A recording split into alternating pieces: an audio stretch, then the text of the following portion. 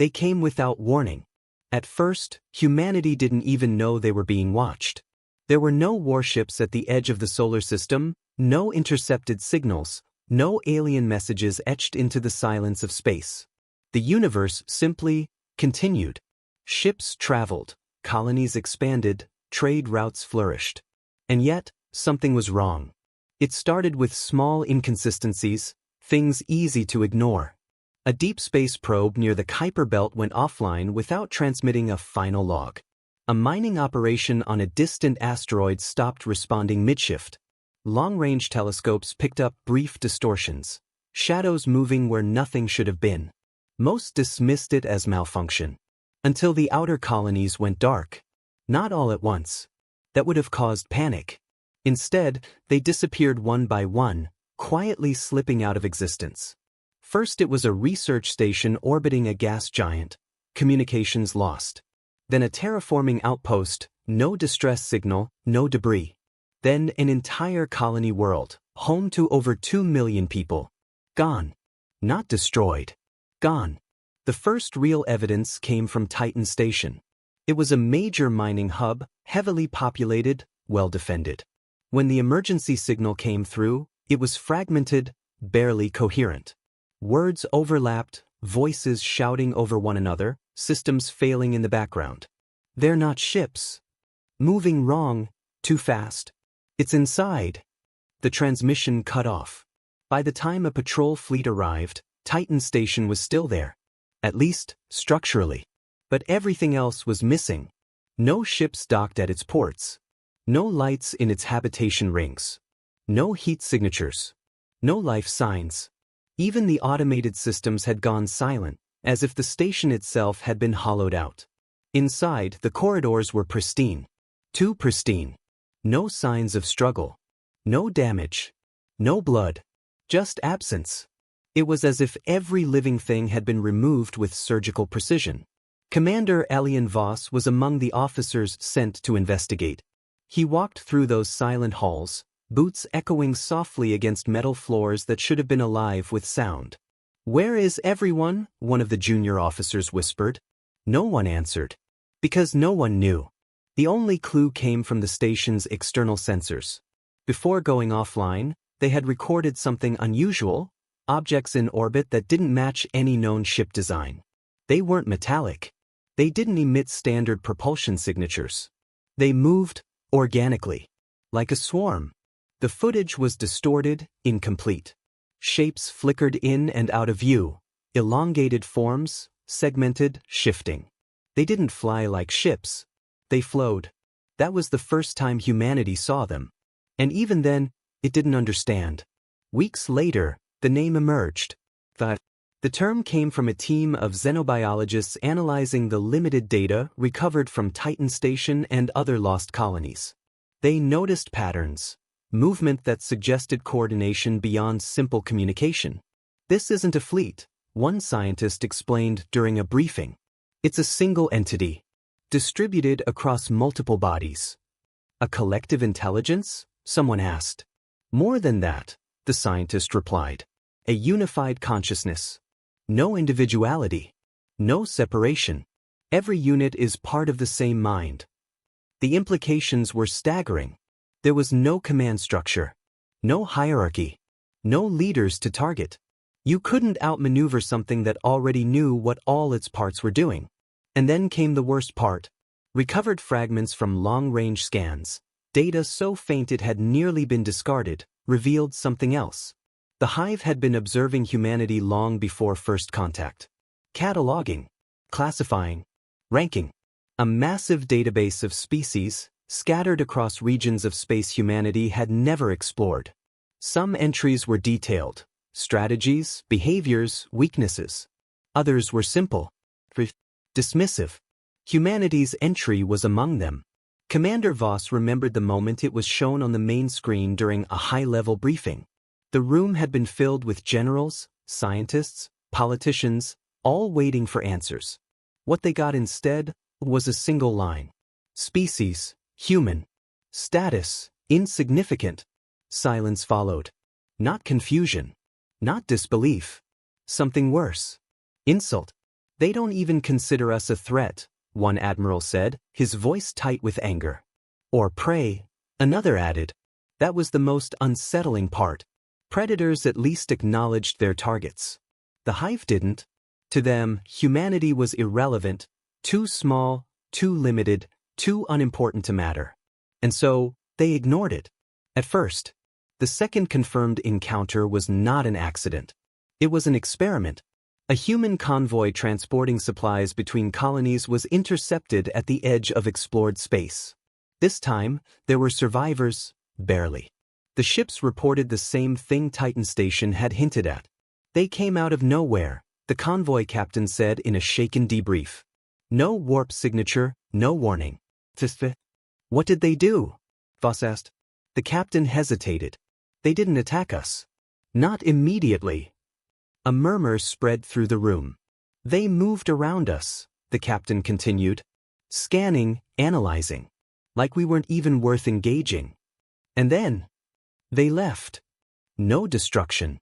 No casualties. Just observation. Confirmation. Humanity wasn't even a target. It was a curiosity. That changed everything. Because being seen as insignificant didn't mean being safe. It meant being ignored. And in a universe where entire civilizations could disappear without explanation, that was far more dangerous. The third encounter proved it. A fringe colony, Eos Reach, vanished overnight. Unlike Titan Station, there was no structure left behind.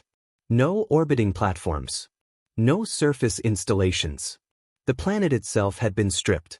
Oceans gone. Atmosphere thinned. Cities erased. Consumed. This time, the Hive hadn't ignored humanity. It had simply moved through it. Like it wasn't even there. Standing in the command deck days later, staring at reports of another lost world, Voss felt something settle deep inside him. Not fear. Not yet. Something colder. Understanding. They're not invading us, Mara said quietly beside him.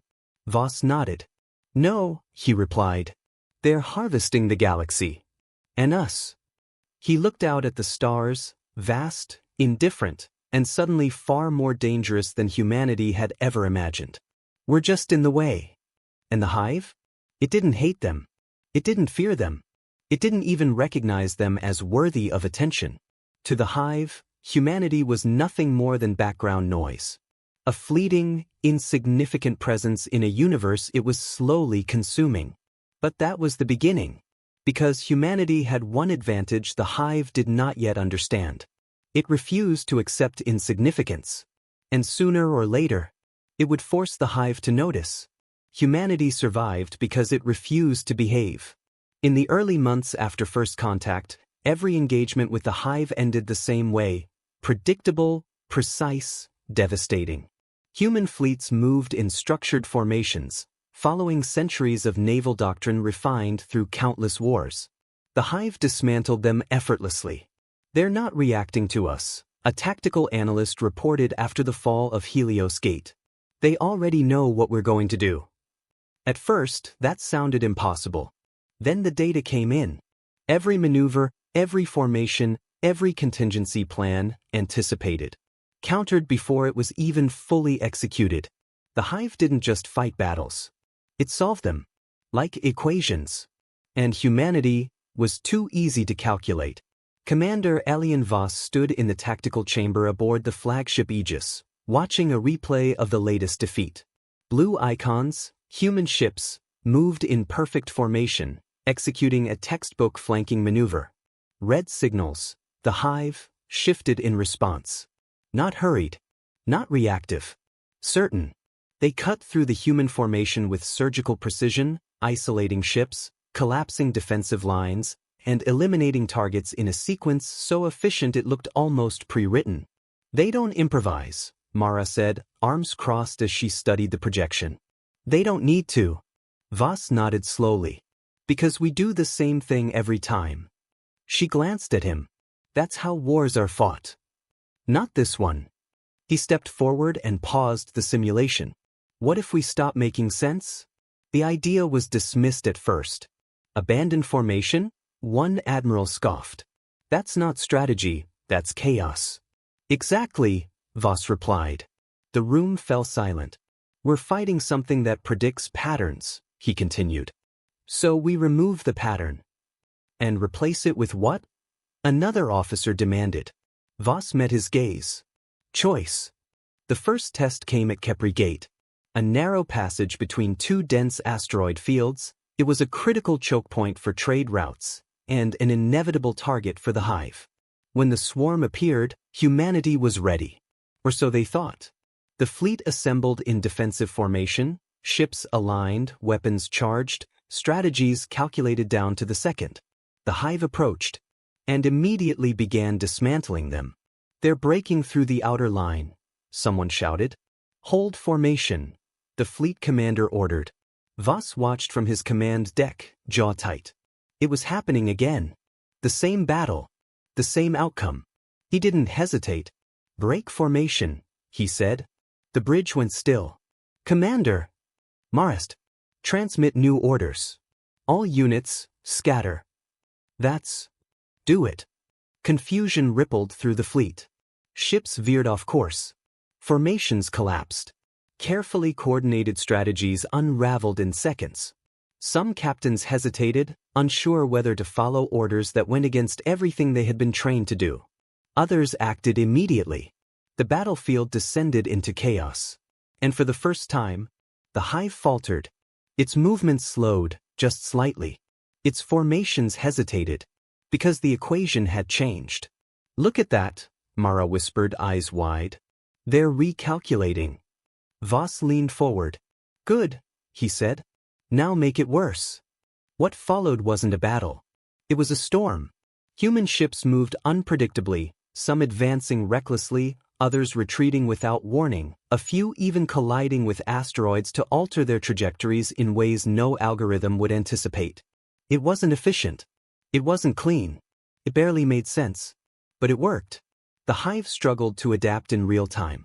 Its perfectly synchronized responses began to fracture, not completely, but enough. Enough for opportunity. Target their central cluster. Voss ordered. A group of human ships, already off pattern, shifted direction and opened fire. The Hive attempted to counter, but its timing was off. Not by much. Just enough. The cluster shattered. A ripple spread through the swarm, subtle but real. They're losing cohesion, Mara said. Keep pushing, Voss replied. The battle lasted longer than expected. Longer than any previous engagement. And when it ended, the Hive retreated. Not destroyed. But not victorious either. For the first time since humanity had encountered them, the Hive had been forced to withdraw. The aftermath was anything but triumphant. Half the fleet was gone. Ships destroyed. Crews lost. Entire squadrons vanished in the chaos Voss himself had unleashed. You got lucky, one admiral told him later. Voss didn't argue. But he knew better. Luck wasn't what had saved them. It was unpredictability. And the Hive had noticed. They're going to learn from this, Mara said as they reviewed the battle data. Voss nodded. Of course they will. The recordings showed the Hive's response patterns, how it had struggled at first, then gradually adjusted. By the end of the battle, its movements had already begun to shift. Less rigid. More flexible. They're adapting, she said. So are we. Humanity changed after Kepri Gate. Command structures were loosened. Independent decision-making was encouraged. Captains were given freedom to act without waiting for orders. Standard formations were abandoned in favor of fluid, ever-changing strategies. It was messy, risky, often deadly. But it worked. Not always. But enough. Each battle became less predictable, for both sides. Human losses remained high, but victories, small, hard-earned victories, began to appear. The Hive could no longer solve humanity so easily. And that made it dangerous. But it also made it interesting. Weeks later, deep within a Hive-controlled region, something shifted. Not in movement, not in formation, but in focus. The Hive began tracking specific human fleets, observing them longer, engaging them more deliberately, not out of necessity, but curiosity. Commander Voss noticed it first. They're not just fighting us anymore, he said. watching a live feed of a distant engagement. They're studying us. Mara frowned. They always were. Not like this. The Hive ships didn't press their advantage. They maneuvered around human vessels, forcing reactions, testing responses, almost like they were probing for something. Learning. Refining. They're adapting faster, Mara said quietly. Voss didn't respond immediately, because he understood the implication. Every time humanity changed, the Hive changed too. The next battle proved it. At Oris Belt, a human fleet attempted the same chaotic tactics that had worked at Kepri Gate. The Hive anticipated it. Not perfectly, but enough. Human ships were intercepted mid-maneuver, their unpredictability no longer as effective as it had been before. They've incorporated it, Mara said, her voice tight. Voss watched as another ship was lost. Yes, he said. They have. Silence filled the command deck. The advantage humanity had fought so hard to gain was already slipping. So what do we do now? Marist. Voss looked at the battlefield, at the shifting patterns of the Hive, no longer perfectly rigid, no longer entirely predictable. More dangerous than before. He exhaled slowly. Recognition changed everything. At first, it felt like progress. Human fleets were no longer being ignored. The Hive didn't drift past them like they were background noise. It engaged. It responded. It noticed. And for a brief moment, that felt like victory. Commander Alien Voss stood in the observation deck, watching a distant engagement unfold across the void. Blue and red signals danced across the tactical display, human ships weaving through space in erratic, unpredictable patterns. It was working. A Hive formation fractured under pressure, its once perfect coordination slipping just enough for human forces to exploit the gap. They're still struggling with it, Mara said, a hint of relief in her voice. For now, Voss replied. He didn't sound convinced. Because the Hive didn't forget. It didn't adapt slowly. It learned. And once it learned something, it kept it. The first sign came quietly. Too quietly. A minor engagement near the Oris Belt. A routine operation, human ships applying the same chaotic tactics that had proven effective at Kepri Gate. It should have worked. It didn't. They're intercepting our vectors, Mara said, her voice tightening as the simulation replayed. On the display, human ships broke formation, splitting into unpredictable paths. But this time, the Hive responded instantly. Not perfectly, but close enough. They're not reacting anymore, she added. Voss leaned forward, eyes narrowing. They're anticipating. The difference was subtle, but deadly. Where the Hive once hesitated, just a fraction of a second, it now adjusted mid-action. Not fully predicting chaos, but narrowing it. Reducing the randomness into something manageable. Controllable.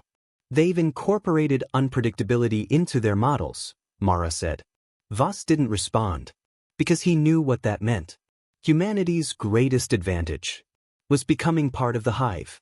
Losses began to climb again. Not as catastrophic as before, but worse in a different way. Because now, human tactics failed faster. Every new idea, every unexpected maneuver, every risky deviation worked once. Maybe twice. Then it stopped working. They're shortening the gap, one strategist reported during a briefing. Time between human innovation and Hive adaptation is decreasing. How fast? An admiral asked. The answer came with a quiet dread. Too fast. But the real turning point wasn't a fleet engagement. It was Eric's 4. The colony wasn't strategically important. No major resources. No military installations. Just a civilian population, families, workers, children. Which made it vulnerable. When the Hive appeared in orbit, evacuation was ordered immediately. Transport ships launched in waves, escorted by a small defensive fleet. Voss arrived just in time to see the problem. They're cutting off the escape lanes, Mara said. The Hive didn't rush in. It positioned itself. Efficient. Calculated. The transports wouldn't make it. Standard protocol was clear. Withdraw the fleet. Preserve military assets. Accept civilian losses. It was the logical choice. The efficient choice. The Hive would expect it. Commander, an officer said carefully, we need to pull back. Voss didn't answer. He watched the projections, the timing, the angles, the inevitable outcome.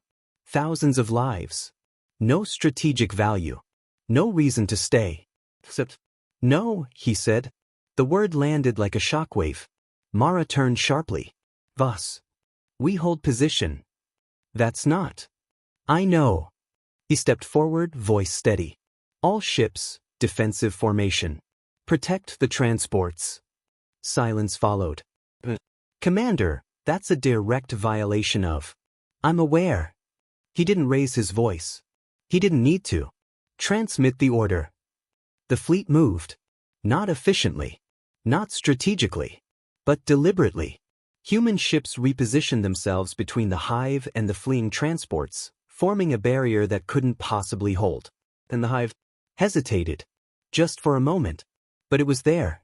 They're recalculating, Mara said, disbelief creeping into her voice. Voss exhaled slowly. Good. The battle was brutal. There was no clever strategy. No unpredictable maneuvering.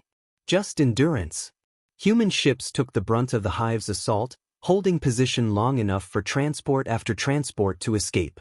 Losses mounted rapidly. Ships went dark. Signals vanished. Still they held. Last transport is clear, an officer shouted. Voss didn't respond immediately. He was watching the Hive. Because something was different. It slowed. Not in capability. Not in strength. In decision. There is stopping, Mara said. The Hive forces pulled back slightly, not retreating, not advancing. Observing. The battle had shifted from execution to evaluation. Why? Mara whispered. Voss stared at the projections, something cold settling in his chest. Because they don't understand. The Hive had seen inefficiency before. It had seen chaos. But this was something else. Humans choosing to lose. Choosing to sacrifice. Choosing something other than survival. It didn't fit. The last human ship broke formation, retreating after the final transport. The Hive didn't pursue. It remained in orbit. Watching. The silence that followed was heavier than any battle. Later, aboard the Aegis, Mara stood beside Voss in the dim glow of the command deck. We shouldn't have survived that, she said quietly. We didn't, Voss replied. She looked at him. Not fully. The casualty reports confirmed it. Half the fleet gone. Thousands dead. For a colony that, by every strategic measure, wasn't worth the cost. They're going to learn from this, Mara said. Voss nodded. Yes. He didn't try to deny it. He didn't try to justify it. Because he knew. The Hive had seen something new. Not just unpredictability. Not just chaos. They didn't attack the transports after we pulled back, Mara added. That wasn't mercy. I know. It was observation. The Hive had paused to understand. And that meant it was changing again. Weeks later, reports began to come in. Hive movements, slightly altered. Engagement patterns, less rigid. Decisions, less immediate. It was subtle, but undeniable. They're experimenting, Mara said during another briefing. With what? Someone asked. She hesitated, then answered, options. Voss closed his eyes briefly. That was the cost.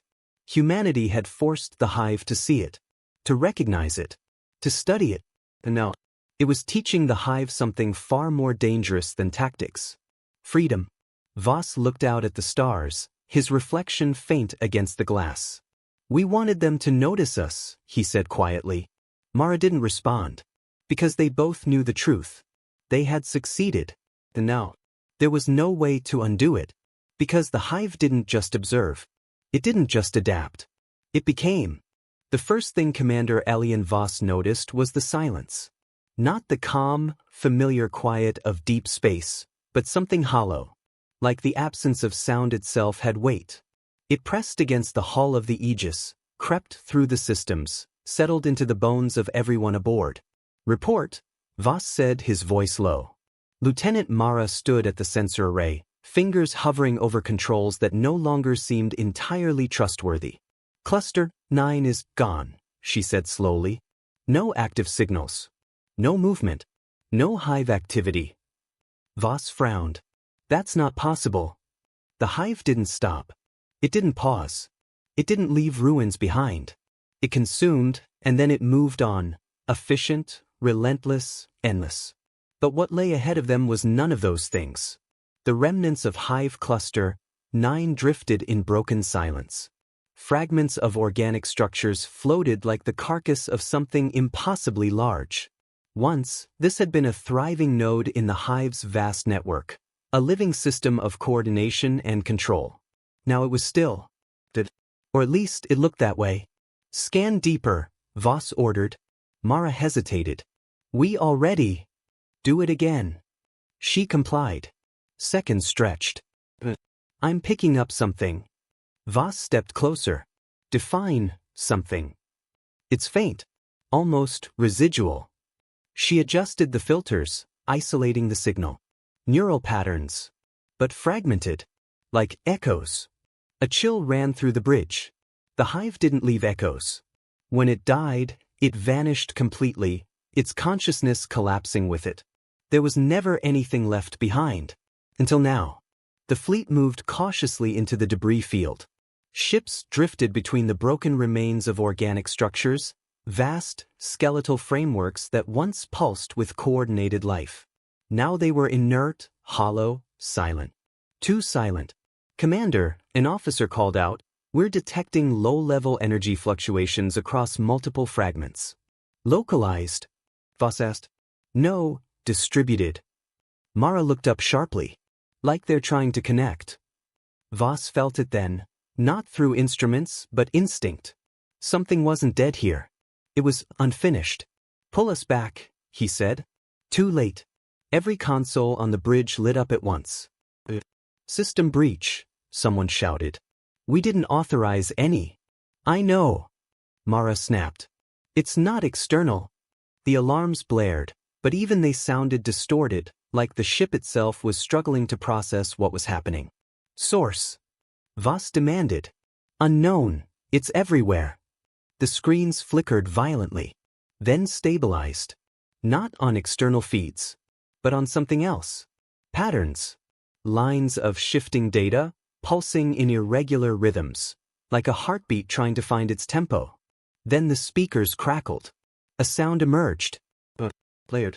Impossible. It wasn't a voice. Not at first. It was noise, millions of signals overlapping, colliding, fragmenting, trying to become something coherent. Shut it down, Voss ordered. We can't. Mara said.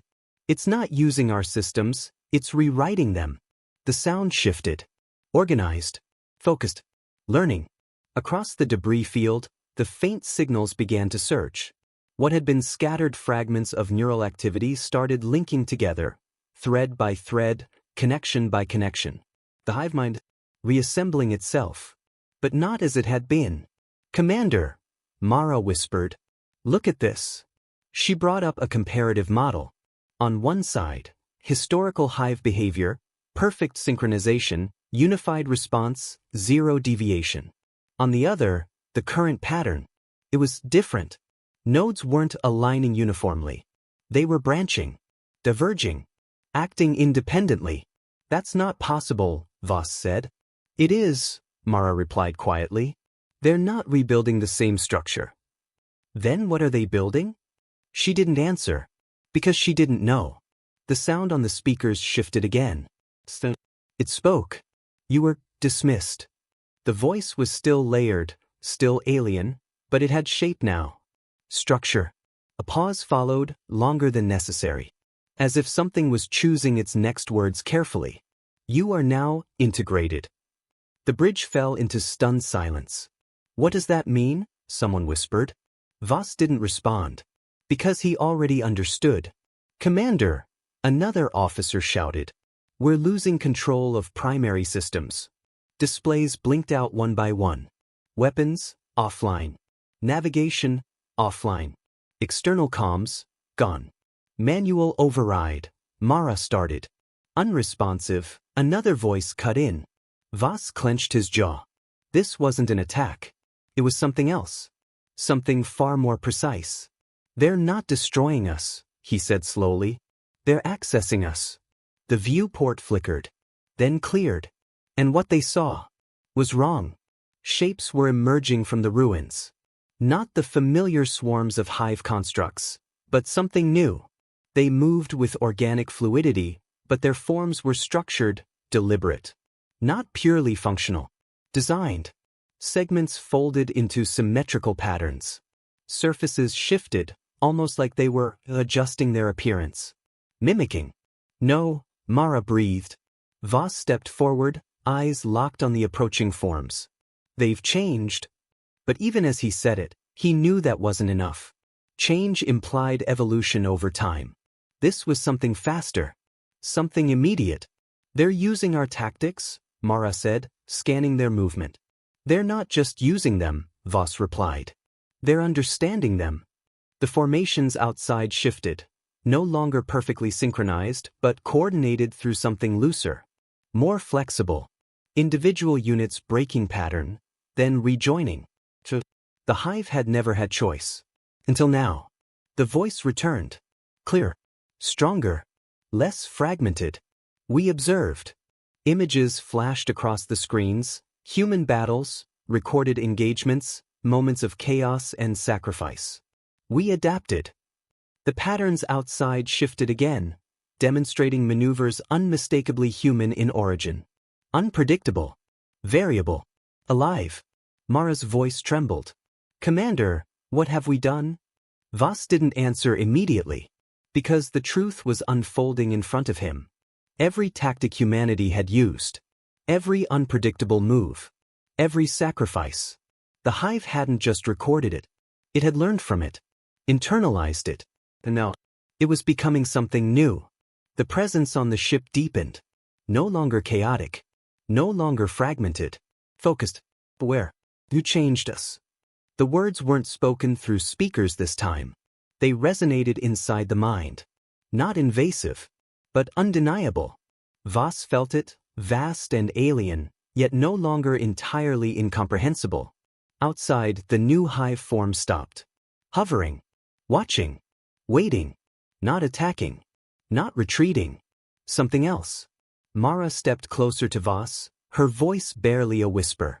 They're not acting like a swarm anymore. Voss nodded slowly. No, he said. They're acting like individuals. And that was the moment he understood. This wasn't the end of the hive. This was its rebirth. He stared into the void, at the transformed shapes that now carried traces of humanity within them. A species that had once dismissed humans as insignificant, had now taken what made them dangerous. Unpredictability. The silence didn't break. It deepened. Commander Alien Voss stood motionless at the center of the Aegis bridge, every instinct telling him something irreversible had just happened. Not a battle. Not a defeat. A shift.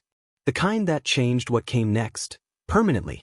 Status, he said, though his voice felt distant, like it belonged to someone else. Mara checked her console, hands still trembling slightly. Primary systems are stabilizing. We're getting partial control back. Partial? Weapons are still locked out. Navigation's responding, but sluggish. It's like, she hesitated, searching for the right words, like something is deciding what we're allowed to use. Voss nodded once. That's exactly what's happening. Outside, the new hive forms remained suspended in space. Watching. Not advancing. Not retreating. Waiting. That alone was enough to unsettle every person on the bridge. Because the hive did not wait. It consumed. Commander, an officer said quietly, they're not engaging. I can see that. No. I mean, they're choosing not to. The distinction hung heavy in the air. That word again. The main display flickered suddenly. Every screen on the bridge shifted at once.